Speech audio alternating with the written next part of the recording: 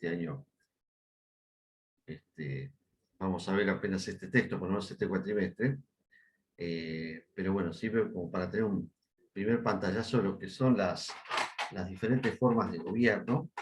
Y ahí lo que tenemos es algunos fragmentos de o parte de unos capítulos de un libro de Giovanni Sartori que se llama Ingeniería Constitucional Comparada, que es un libro que data de comienzos de los años 90, ya por el año 1994, y que en este caso es digamos, un buen panorama de lo que son las formas de gobierno y los diferentes ejemplos que uno puede tener como referencia de lo que son las distintas formas de gobierno, ¿no es cierto? En general, cuando acá se habla de formas de gobierno, se habla de lo que son las diferentes modalidades de diseño institucional, ¿sí?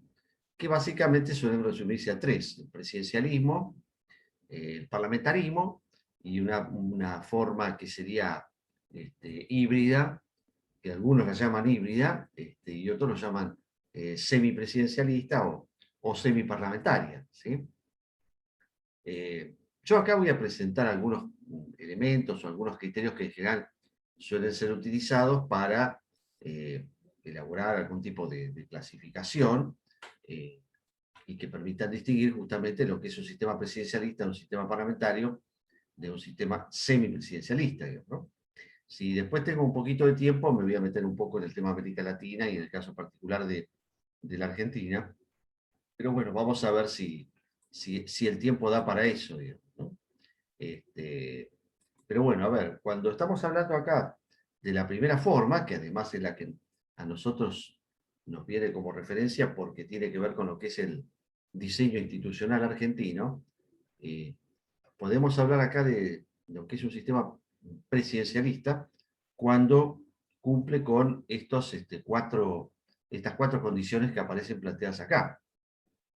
Me avisan si las están viendo o si no las están viendo, en todo caso me avisan, ¿no? La primera condición que define a un sistema de tipo semipresidencialista es que el titular del Poder Ejecutivo, que es básicamente el presidente, es elegido de manera directa o de manera cuasi directa, ¿sí? ¿Esto qué quiere decir? Bueno, o es elegido por el voto directo de la ciudadanía o es elegido por algún cuerpo colegiado habilitado para cumplimentar esa función que es elegir un presidente o una fórmula presidencial.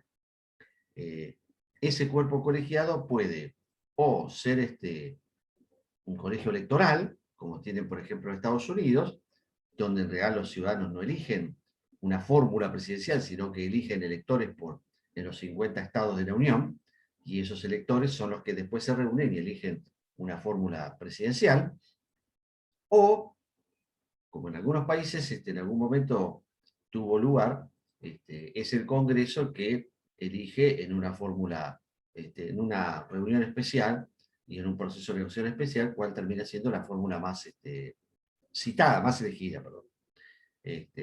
¿Por qué se dice que es cuasi directa? Bueno, porque en general el cuerpo colegiado tiende a elegir en general a la fórmula más votada, independientemente de que esa fórmula haya o no obtenido la mayoría. En general, los cuerpos colegiados suelen elegir las fórmulas más elegidas, aun cuando ésta no tenga la condición de una mayoría absoluta, ¿no? Entonces, esa es una primera condición que es importante, digamos, ¿no? De hecho, de que el titular del Poder Ejecutivo es o elegido por el voto de la ciudadanía o es elegido a través de algún organismo colegiado que puede ser o un colegio electoral reunido para ese efecto o el Congreso, en la medida que alguna constitución prevea la posibilidad de que el Congreso salde y dirima alguna discusión respecto a quién es la fórmula más votada, ¿no? Esa es la primera condición que me parece importante marcar acá. La segunda tiene que ver con las características del Poder Ejecutivo, ¿no? Se parte de una idea que en los sistemas de tipo presidencialistas, el Poder Ejecutivo es un Poder Ejecutivo de carácter unipersonal. Esto quiere decir que, bueno, en un país como nuestro, por ejemplo, el Poder Ejecutivo está encarnado en una figura particular que es la del Presidente de la República. Y el Presidente de la República además concentra una cantidad de atribuciones que tienen que ver con su condición como jefe de Estado y su condición como jefe de gobierno, ¿sí? En tanto el presidente tiene un rol institucional como jefe de Estado, bueno, este es el representante del, podríamos decir, del conjunto, y tiene un papel institucional como cumpliendo un rol que lo pone por encima de las partes, digamos, ¿no? De partes que están en competencia, incluido el mismo. Y por otro lado, tiene un rol institucional como jefe de gobierno, lo cual lo pone en un lugar de, eh, digamos, jefe de la administración nacional, ¿no? Y en ese rol como jefe de gobierno, bueno, representa a aquella parte que lo eligió para poder acceder a ocupar esa responsabilidad, ¿no? Entonces son como dos roles distintos desde el punto de vista institucional. En un sistema presidencialista, entonces, el presidente concentra ambos, ¿sí? Concentra el rol como jefe de Estado y concentra el rol como jefe de gobierno. Después vamos a ver que en otros sistemas de gobierno ese rol o esos roles están diferenciados. Digamos. Vamos a ver el caso del sistema parlamentario, que esos roles están diferenciados. En el caso particular de los sistemas de tipo presidencialista, el Poder Ejecutivo entonces está encargado de una figura, que es la del presidente, y que es una figura que además concentra ambos roles, el rol como jefe de Estado, el rol como jefe de gobierno, y que muchas veces además ese rol suele superponerse con otros roles, como ser el jefe del partido, al mismo tiempo el presidente es el comandante jefe de las Fuerzas Armadas. Bueno, hay diferentes roles que el presidente, o quien es el titular del Poder Ejecutivo, cumple como tal. Ustedes observarán que yo hasta el momento no cité a los vicepresidentes, ¿sí? Seguramente ustedes se preguntarán, bueno, ¿cuál es el rol que cumplen los vicepresidentes? Bueno, esa es una de las grandes discusiones, ¿sí? Hasta hace no muchos años atrás, la figura del vicepresidente era una figura en general muy poco trabajada, muy poco explorada, ¿sí? ¿Por qué? Bueno, porque en general los diseños institucionales le suelen asignar un papel más bien difuso, que lo pone en una especie de limbo desde el punto de vista institucional a los vicepresidentes, a partir del momento en que el vicepresidente no integra formalmente el Poder Ejecutivo, solamente puede hacerlo por ausencia, por destitución, por muerte o por renuncia del presidente, pero al mismo tiempo preside un cuerpo del cual tampoco forma parte, que es el Senado, por ejemplo, en Argentina, que tenemos un Congreso que es bicameral, ¿no? Si el vicepresidente es quien preside el Senado y al mismo tiempo es un cuerpo que él no integra, ¿sí? En general, bueno, como en Argentina se elige por fórmula y en otros países también, el presidente suele ser quien elige a su compañero de fórmula por diferentes evaluaciones para que lo acompañe, de esa manera poder establecer una fórmula presidencial que pueda ser ganadora, digamos, ¿no?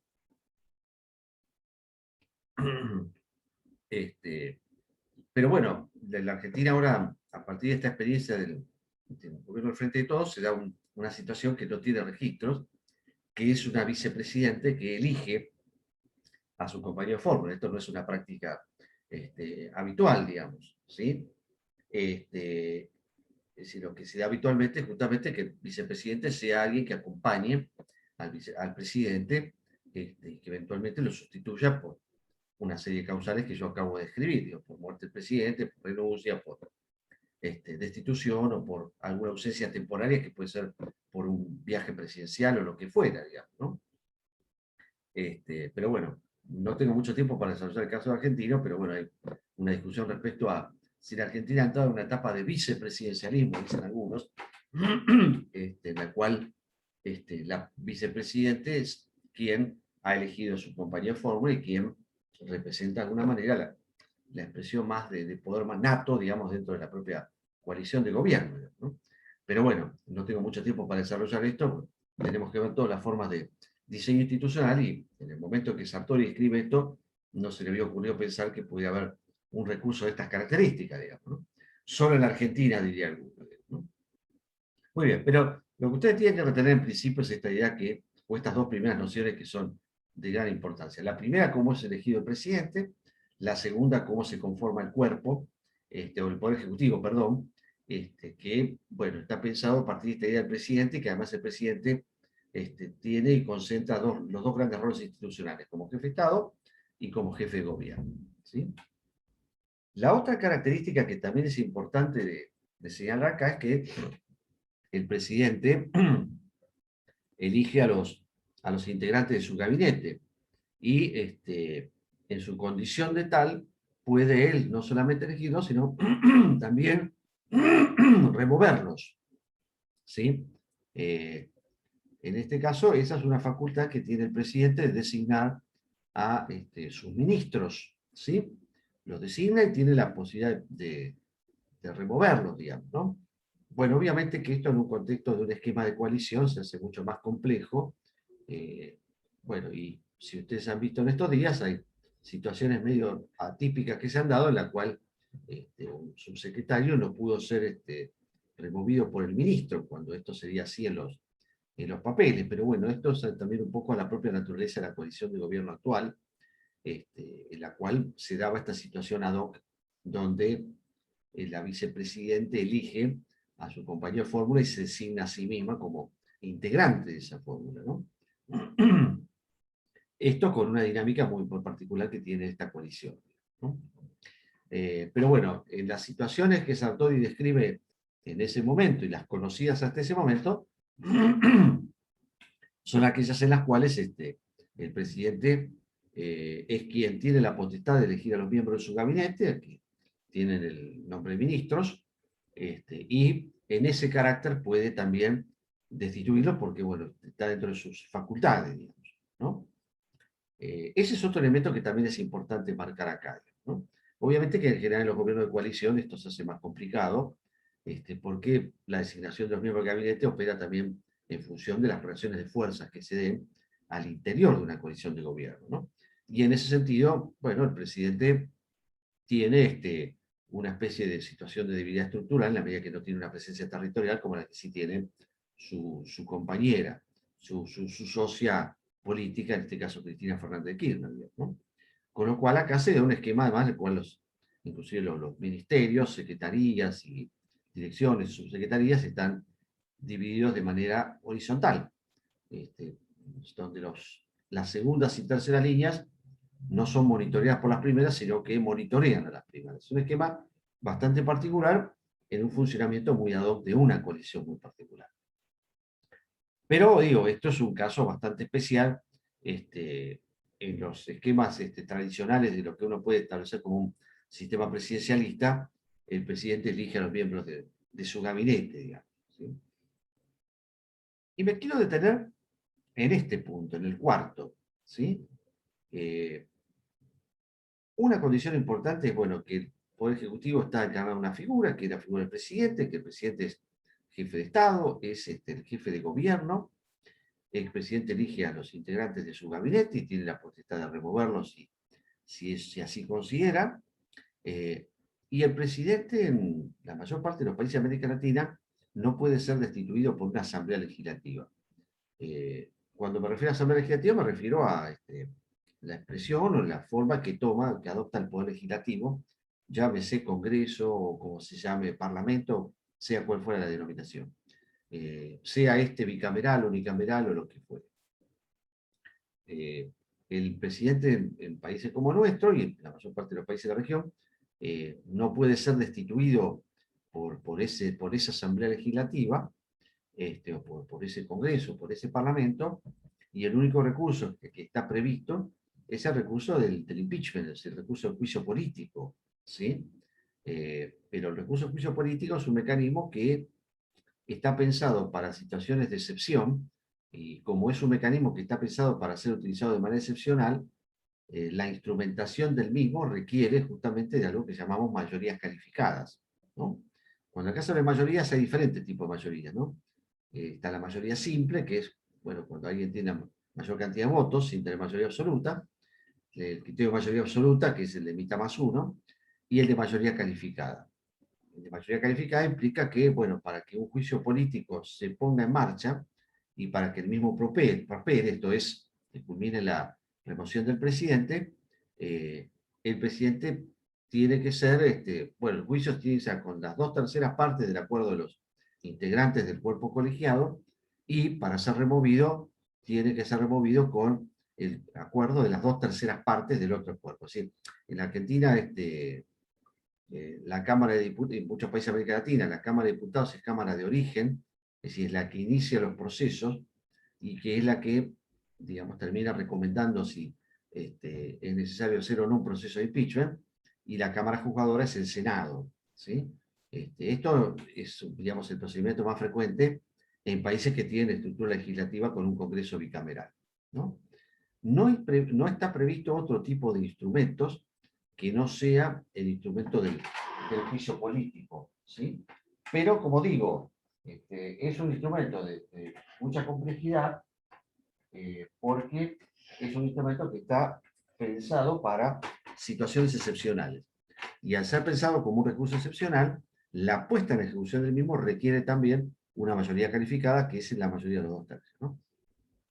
De todas maneras, en América Latina este es un recurso que ha sido utilizado de manera bastante frecuente, por lo menos en los últimos 25 o 30 años, y de hecho está muy bien estudiado el tema. Hay un trabajo de un politólogo argentino, Aníbal Pereñán, que justamente se llama Juicio Político y Nueva Inestabilidad Política en América Latina. Y bueno, desde el año 92 hasta la fecha se han puesto en marcha 10 procesos de juicio político con diferentes de distintos signos ideológicos y con presidentes de diferente ideología, y perdón, con diferentes desenlaces. Esto es, bueno, en algunos casos los presidentes fueron destituidos, en otros fueron absueltos, en otros el inicio del proceso derivó en la renuncia del presidente. Los desenlaces han sido de diferente dirección, digamos, ¿no?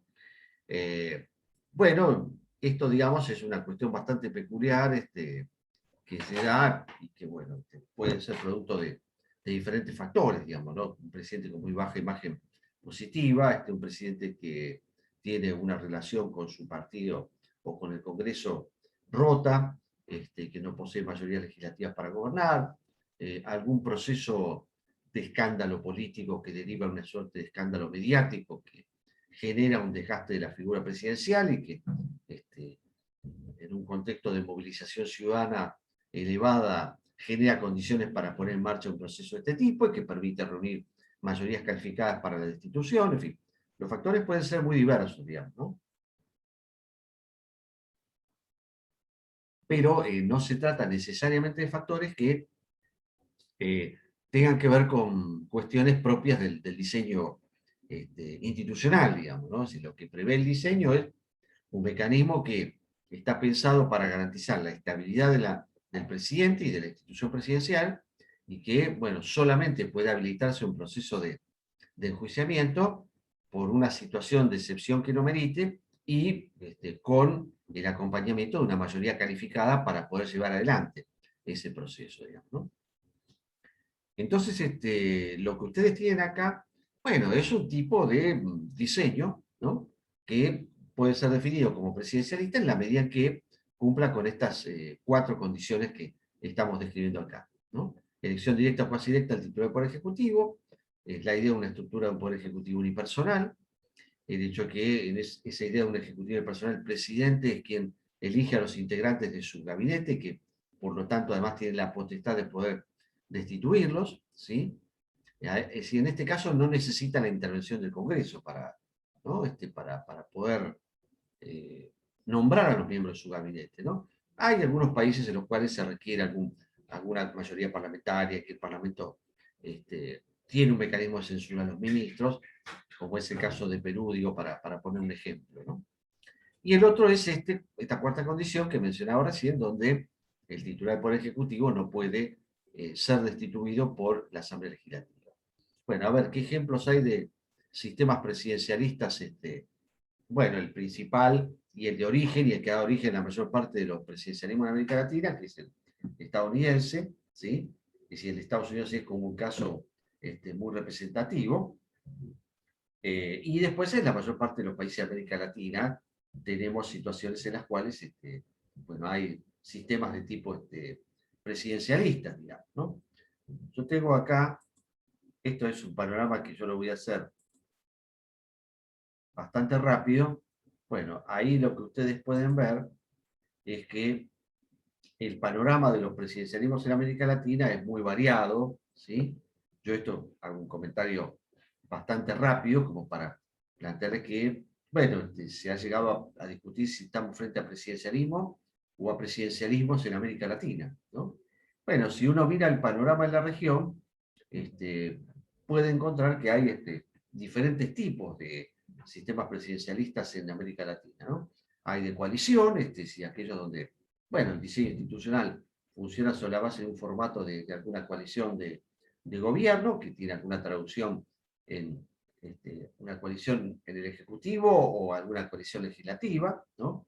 Chile funciona de esta manera, Brasil funciona de esta manera, Uruguay funciona de esta manera. Hay otros casos donde el presidencialismo lo hace sobre algún tipo de acuerdo estratégico entre élites políticas, que es lo que suele llamarse como presidencialismo consociativo. Recuerden aquella expresión de Lipschitz de las democracias de consenso. Sería como una suerte de presidencialismo de consenso, si quieren, ¿no? En el cual hay una especie de acuerdo político entre ciertas élites estratégicas, ¿no? Así hay casos como fue en su momento el de Venezuela, en el llamado periodo de la Cuarta República, o el caso de Colombia entre 1956 y 2002, donde, bueno, la instauración de un nuevo régimen y de un nuevo formato institucional se da sobre algún tipo de acuerdo político entre las élites políticas más relevantes, digamos, ¿no? Esto en Venezuela tiene una traducción en algo que fue llamado Pacto de Punto Fijo. En Colombia esto tuvo alguna traducción en algo que son los denominados acuerdos del Frente Nacional, digamos, ¿sí? También acá tenemos otros casos, digo, el caso de los llamados presidencialismos de tipo hegemónico, los cuales se da una situación en la cual, bueno, el diseño institucional funciona sobre la presencia de un partido político que, bueno, tiene algún tipo de confusión efectiva con los límites, con el Estado, con el régimen y como partido de gobierno, y que tiene durante un largo periodo de tiempo un control del Estado, como ha sido el caso de México durante casi 7 décadas, el largo ciclo de predominio del llamado PRI, del Partido Revolucionario Institucional, o el caso de Uruguay, donde, bueno, el Partido Colorado desde 1948 tiene el efectivo control de la estructura del Estado en sus diferentes niveles, salvo el breve interregno de 4 años de la presidencia de Fernando Lugo, ¿sí? El cual Lugo termina siendo destituido por un proceso de juicio político, ¿no? Hay un chiste que se hace sobre esto, el cual, bueno, se dice que las elecciones en Paraguay son como una especie de partido de 11 contra 11, en la cual siempre gana el Partido Colorado, ¿no? Bueno, esto es lo que más o menos sucede en la política de Paraguay desde hace muchas décadas, digamos, ¿no? Es decir, el Partido Colorado lleva más de 7 décadas de control, salvo esos 4 años en los cuales, bueno, en la elección presidencial del 2008 se da este fenómeno o este hecho disruptivo de la política paraguaya, que fue el triunfo de Fernando Lugo al frente de una coalición electoral muy amplia, que lo llevó al poder y, bueno, gobierna entre 2008 y 2012 sin poder finalizar su mandato en la medida que fue destituido por su vicepresidente, ¿no? Y después hay casos bastante particulares que tienen que ver con variantes, como se dice, parlamentarizadas de presidencialismo, ¿no? Bolivia adoptó en algún momento un esquema de ese tipo. Yo les mencionaba al principio que en algunos países el Congreso, como cuerpo colegiado, tiene la potestad de elegir una fórmula presidencial. Bueno, Bolivia es un caso, ¿no? O ha sido un caso en ese periodo entre 1985 y 2005, ¿no? Y después hay casos de países como es el de Perú, donde en Perú, de hecho, tienen mecanismos digamos, propios de un sistema parlamentario que permiten pensar que hay un esquema de tipo de presidencialismo parlamentario. ¿Cuáles, por ejemplo? Bueno, por ejemplo, la posibilidad de que el Congreso establezca mociones de censura hacia los ministros, como en un sistema de tipo parlamentario, que el Congreso pueda implementar alguna moción de censura contra el presidente, por ejemplo, ¿sí? O que el presidente tenga la potestad de disolver la Asamblea Legislativa, ¿sí? Bueno, yo les muestro esto en un panorama muy general para destacarles el hecho de que, bueno, en América Latina el presidencialismo es moneda corriente, pero que a partir de ciertos atributos básicos que yo les describí recién, bueno, hay diferentes variedades o subtipos, como vimos en algún momento acá. ¿Por qué? Porque en cada uno de ellos, o en estos diferentes subtipos, se desarrollan algún tipo de práctica particular que permite pensar que estamos frente a un subtipo especial de presidencialismo, ¿no?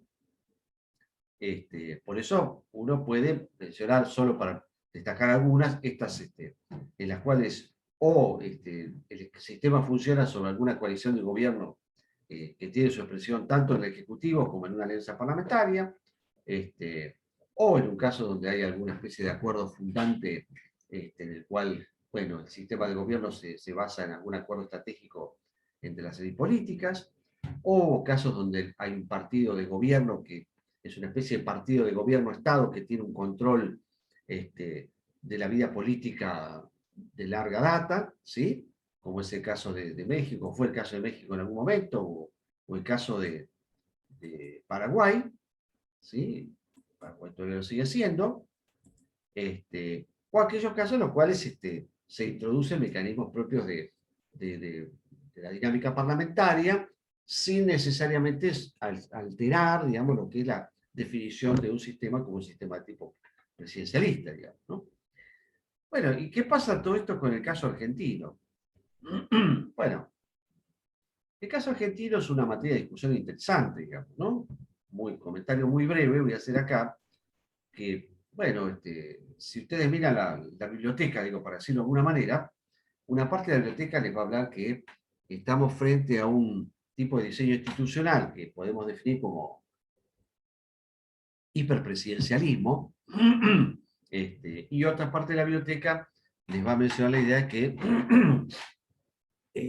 el sistema político, o, perdón, el sistema político, no, el sistema de gobierno en Argentina se parece bastante a algo que podríamos denominar un centralismo limitado. ¿Cuáles son los argumentos para sostener una u otra definición? Bueno, en el primer caso, quienes sostienen la idea que el presidencialismo argentino puede ser definido como un hiperpresidencialismo, lo hacen sobre la premisa de que, bueno, reforma constitucional mediante, incluso más allá de la reforma constitucional, los presidentes en Argentina han ido incrementando sus prerrogativas desde el punto de vista constitucional. Y esto le ha dado al presidente una serie de facultades que incluso le permiten en periodos transitorios gobernar sin el necesario consentimiento del Poder Legislativo y hacer uso de ciertas facultades legislativas sin necesariamente el consentimiento del Poder Legislativo, o en algunos casos con el consentimiento del Poder Legislativo.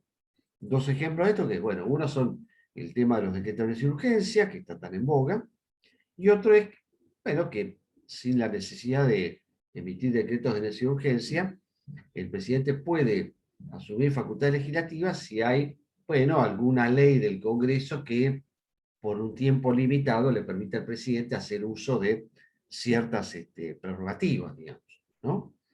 Esto es, digamos, una visión en la cual, bueno, la caracterización del presidencialismo argentino como hiperpresidencialismo se basa en básicamente el incremento de los poderes constitucionales del presidente, digamos, y con todo aquello que tiene que ver con los poderes desde el punto de vista formal.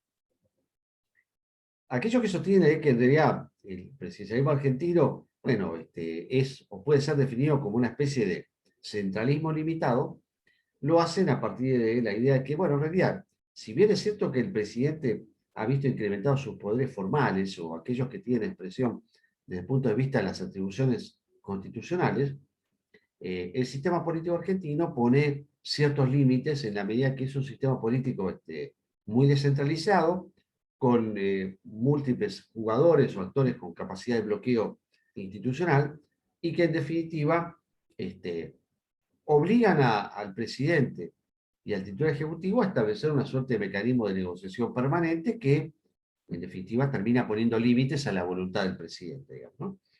¿Quién tiene razón en esta discusión? Bueno, yo les diría que ambos.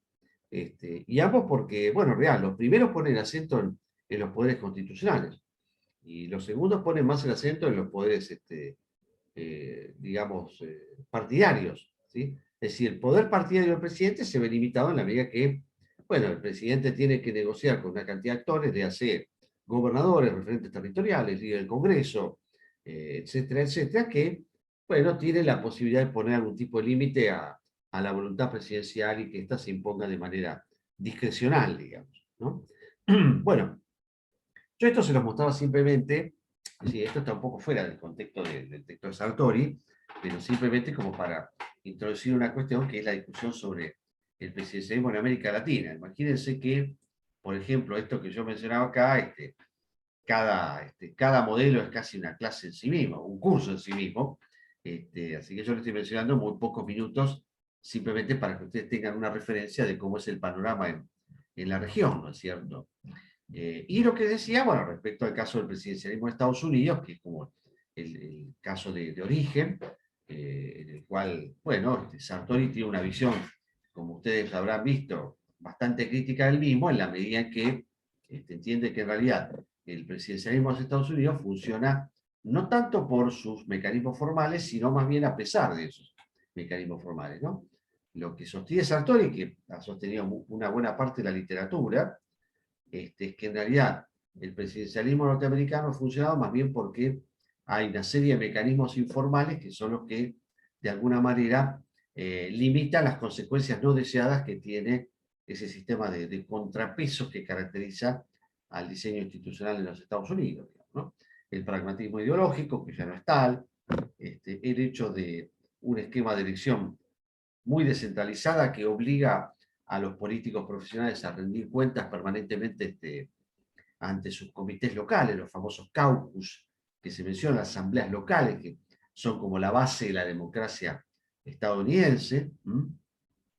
Entonces, lo que ahí plantean en general los autores es que, bueno, en realidad la democracia presidencialista en los Estados Unidos funciona no tanto gracias al sistema de contrapesos que potencialmente puede conducir a la parálisis y que ha conducido en muchas circunstancias a la parálisis, sino más bien una serie de mecanismos de carácter informal o paraconstitucional que han hecho posible que ese sistema institucional pueda funcionar, digamos, ¿no?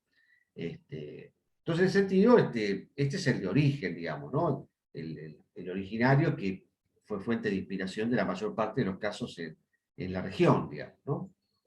Que es el que se funda en todo lo que es un sistema de pesos y contrapesos desde el punto de vista institucional, digamos, ¿no? Es decir, se diseña un cuidadoso sistema de pesos y de contrapesos a nivel institucional para evitar el peligro de lo que los constituyentes denominaban la tiranía del gobierno, digamos, ¿no? Entonces, para evitar la tiranía del gobierno se establece un cuidadoso sistema de pesos y de contrapesos desde el punto de vista institucional para evitar la excesiva concentración de poder en la figura presidencial, ¿no? Bueno, este es un primer panorama respecto a lo que son los sistemas presidencialistas, ¿no? Ahora, en un segundo bloque, voy a avanzar un poco en el caso de los sistemas de tipo parlamentario y semipresidencialistas para dar un primer pantallazo más general sobre este tema, digamos, ¿no? Bueno, no hay mucho tiempo para preguntas. Si quieren preguntar algo en todo caso, lo retomamos ahora cuando volvemos, digamos, ¿no? Debe quedar 20 segundos, creo yo. Pero no sé si alguien quiere hacer alguna pregunta. Si no, esperamos el momento del corte.